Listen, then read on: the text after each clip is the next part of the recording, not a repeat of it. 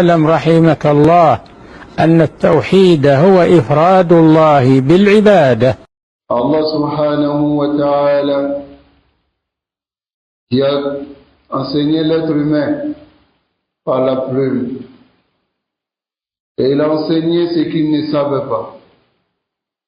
Il y a des qu'il n'y a pas de divinité qui mérite l'adoration en toute vérité si ce n'est qu'Allah.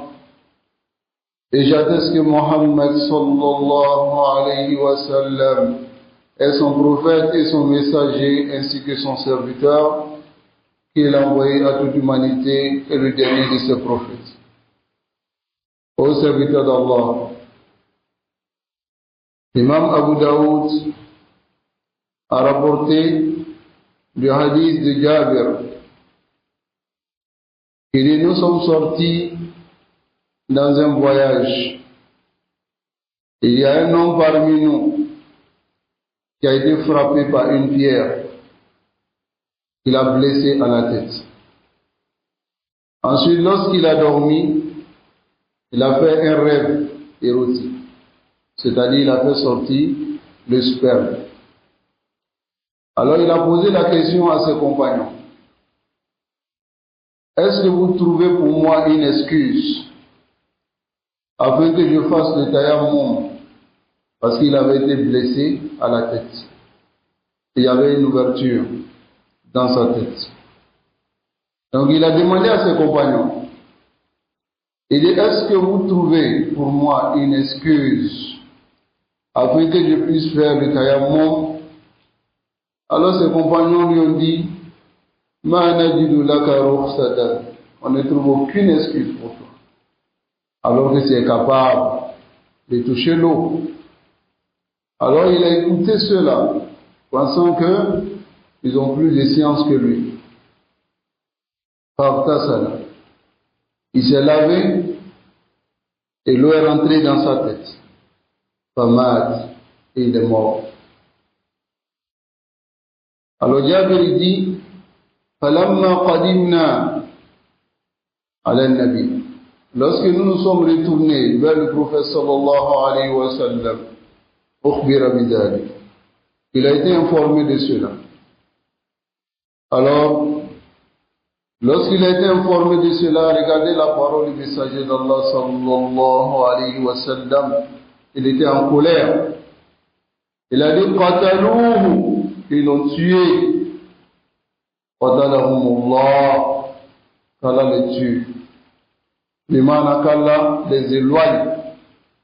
Yana qatalahuna, ça ne veut pas dire qu'Allah les tue dans la réalité, mais ça veut dire que qu'Allah les maudisse, ou qu'Allah les éloigne. Allahu Akbar. Et il a dit encore, il dit: Ala sa'alou. Pourquoi n'ont-ils pas posé la question? Islam ya'lamu, quand il est savent. Ils n'ont pas posé la question. Ils pouvaient faire le tayammum ou pas? Ils pouvaient faire le tayammum. Mais ils n'ont pas posé la question. Lorsqu'ils ne savaient pas, alors le messager d'Allah sallallahu alayhi wa sallam dit: فَإِنَّمَا شِفَاءُ الْعِيِّ الْعِيِّ هُنَا الْجَهْلِ. Le remède de l'ignorance, as-su'al, c'est de poser la question. Voilà le remède de l'ignorance. Alors ici, le messager d'Allah sallallahu alayhi wa sallam, il a rendu l'ignorance comme une maladie. Il a rendu son remède le fait de poser les questions. Allah nous préserve. Regardez ici dans ce hadith, à quoi est-ce que l'ignorance a mené? À la mort d'une personne. Alors que s'il connaissait cette personne, il n'allait pas mourir. Voilà ce à quoi l'ignorance mène. L'ignorance te mène au shirk, l'associationnisme, le plus grand péché à la wajha sur la terre. Et l'ignorance éternise dans le feu de l'enfer. L'ignorance te mène au plus grand danger dans ton dîme et au danger, dans l'au-delà, qui est l'enfer, dans laquelle tu vas vivre éternellement à cause de ton ignorance. Ici, le messager d'Allah sallallahu alayhi wa sallam, il a dit Ala sa'alou illam ya'lamu. Pourquoi n'ont-ils pas posé la question lorsqu'ils ne savaient pas? Lorsqu'ils ne savaient pas, ils ne devaient pas répondre de cette manière. Ils ne devaient pas dire à leurs compagnons Ma najidu laka rukhsa. On ne trouve aucune excuse pour toi. C'est-à-dire que tu ne peux pas faire le tayammum. Sauf si tu touches de l'eau. Ils ont répondu ou pas? Ils ont répondu à celui-là. Portez ça la main. Il s'est lavé, il a fait la janaba et il est mort. Alors le messager d'Allah subhanahu wa ta'ala les a réprimandés dit pour cela. Il a dit Qatalouhu qatalahum Allah. Ils l'ont tué. qu'Allah les tue. qu'Allah nous préserve de l'ignorance. Inna a'zamada. Mais la plus grande maladie de l'ignorance, c'est que l'être humain, il sache qu'il est ignorant. Et il accepte cette situation.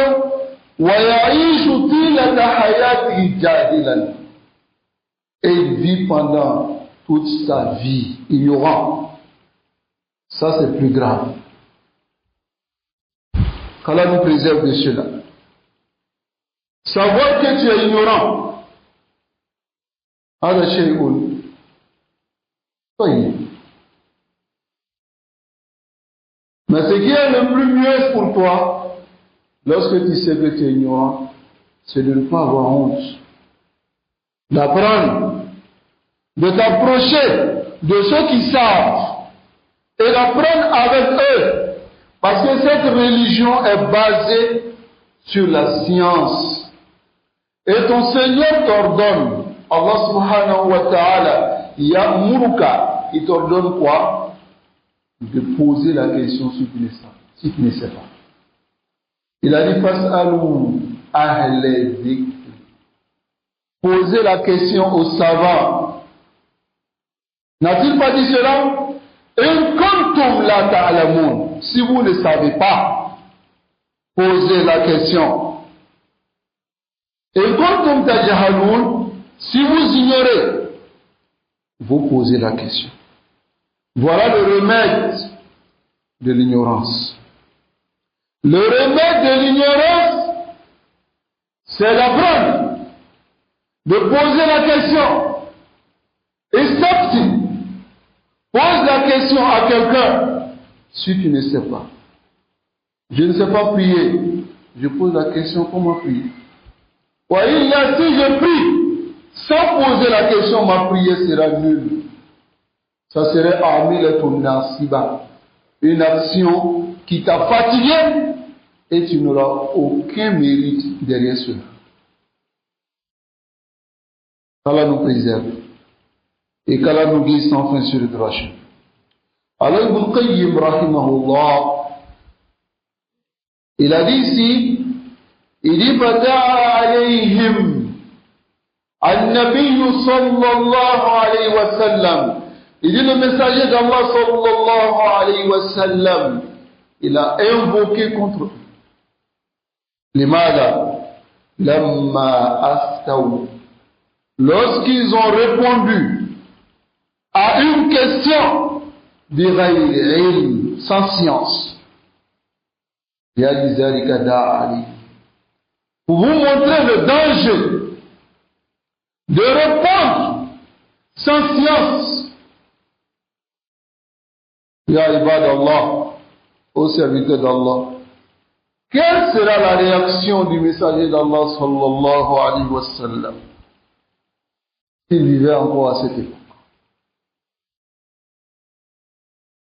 Les gens répondent à des questions sans science.